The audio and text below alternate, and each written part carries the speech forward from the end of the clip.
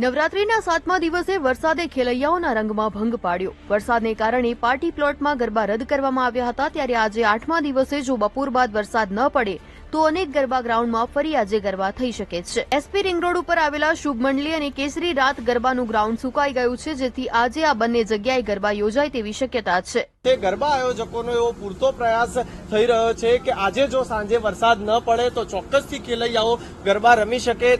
જો કે હાલ બંને ગરબા ગ્રાઉન્ડ ઉપર જવાના રોડ અને પાર્કિંગ લોટમાં કાદવ કિચડ જોવા મળ્યો છે, જેથી જે ખેલૈયાઓ વાહન લઈને આવશે તેમને કાદવ કિચડમાં પોતાના વાહન મૂકવા પડશે।